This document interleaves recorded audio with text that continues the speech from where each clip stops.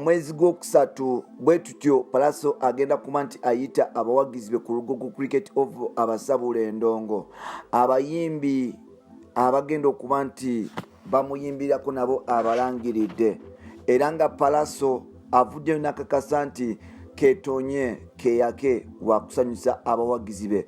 Lugogo Cricket Oval omwezi gugenda kubeera gwa kusatu. Pallaso live in concert, malamu concert mpalavu, ani oyo kiki anagituuma atya, akatulindire tulabe. Tugenda kutuusaako lwaki Pallaso yasaze okuba nti akwata abawagizi okuba nti abatwala ku Lugogo Cricket Oval, era lwaki concert eno yagitadde ku Cricket Oval. Ebyafaayo bya Pallaso musically biri bitya mpola mpola.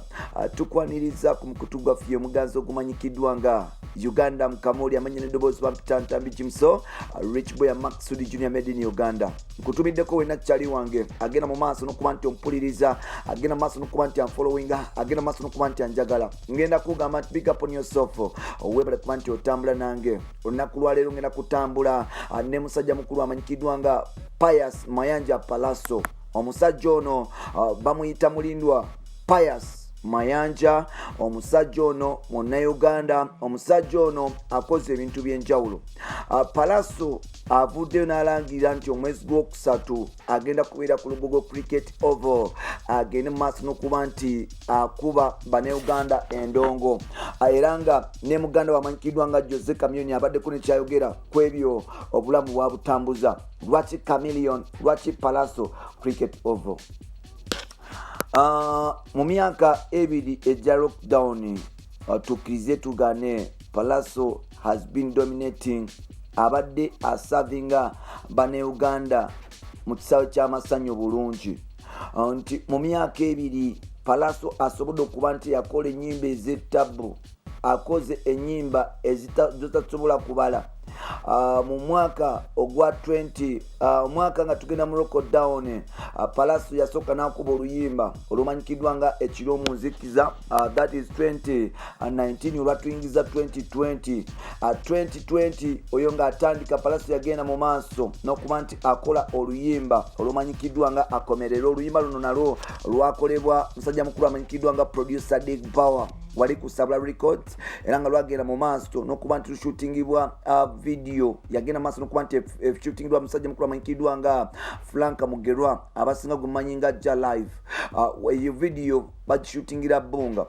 Pallaso nga buli omu atidde asirise, nga buli muyimbi atya okuba nti ateekamu sente mpola mpola okusobola okuba nti asanyusa abawagizi be. Pallaso yagenda maaso n'okuba nti arecordinga akayimba akapya akalala. Akayimba kano kagenda mu maaso n'okuba nti kakola ebyafaayo, nti ke kayimba oba oliawo akahitinga 1 million views mu audio oba plays mu audio. Mu biseera ebyo kaali kamaanyi nnyo, nti kasobola okuba nti katekawo ebyafaayo, kahitinga mu audio. Akayimba kano bakayita Malamu.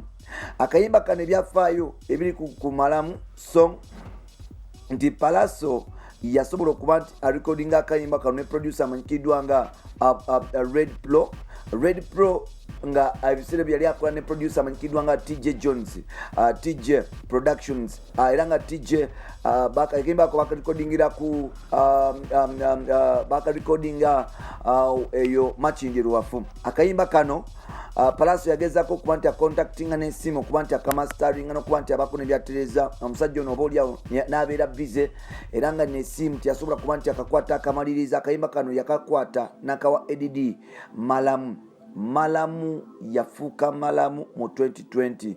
Pallaso tiyakoma okwo, yagenda mu maaso n'okuba nti ateekawo omutindo ogw'enjawulo. Bwe yagenda mu maaso n'okuba nti ate akayimba akalala akakwata Abannayuganda omubabiro. Akayimba kano kakolebwa producer amanyikiddwa nga Ian Pro, era nga akayimba kano kaweebwa video musajja mukulu amanyikiddwa nga ani Wax.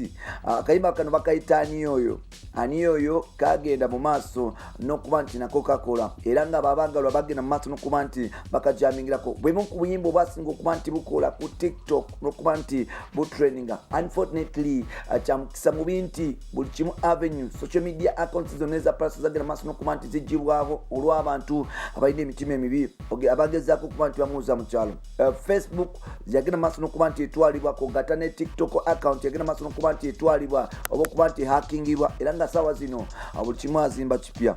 Pallaso teyakoma okwo yagenda mu maaso n'okuba nti ate oluyimba lwa Tizmane n'ate akayimba akalala kagenda last year kagenda maaso n'okuba nti kakyamula abantu ennyo. Akayimba kano bakayita nalonda neemala mpola mpola sirinayo mulala bwemu ku buyimba obwasanyusa abantu. Teyakoma okwo yate oluyimba baluyita Sikyegomba featuring Governor AC yagenda mu maaso n'okuba nti ate oluyimba baluyita Nsaba Latigan yagenda mu maaso n'okuba nti ata oluyimba olumanyikiddwa nga Mpalavu muyakwata eyaliko mukyala wa Big Eye n'Echonga amanyikiddwa nga Social Bright namuteeka mu video. Mpalavu ze zimu ku nnyimba ezadigiza bannayuganda mpola mpola. Yagenda mu maaso n'okuba nti aliftinga talent empya okukola n'omwana omupya amanyikiddwa nga Ava Peace oluyimba baluyita Ndiwo.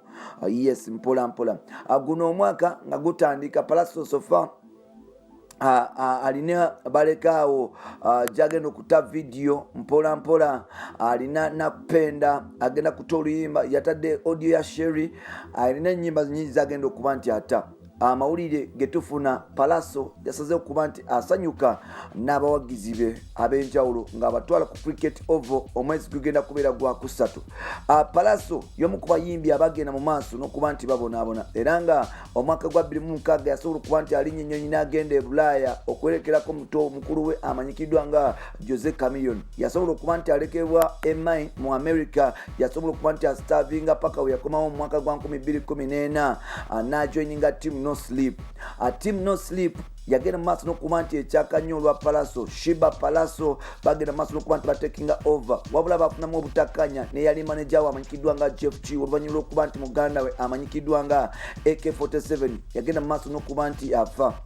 Pallaso yafuuka so emotional mu bino ebintu yakaba amaziga yasobola okuba nti ayabulira ekibiina kya Team No Sleep kuba yagezaako okuba nti afuna obwenkanya bwa muganda we ng'agamba manager amanyikiddwa nga Jeff Chiwa nti omuntu gwe batebereza okuba nti oba oliawo yatta muganda wange manyi waali era omuntu yalabirwako n'omusaayi omuvubuka we baali bamuyita mu mbere n'agezaako okumugamba nti ali kasese njagala tugende tumukwate. Jeff Chiwa yamugamba nga bw'atasobola kuba nti adda mu bintu ebyo era sitoleze bw'ataziriimu.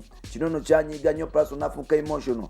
Yagenda nga maaso n'okuba nti ate ennyimba naye ng'ate bannayuganda like abantu abatali real bagenda mu maaso n'okuba nti bamuzanyisa era bagenda nga mu maaso n'okuba nti bamuteeka wansi.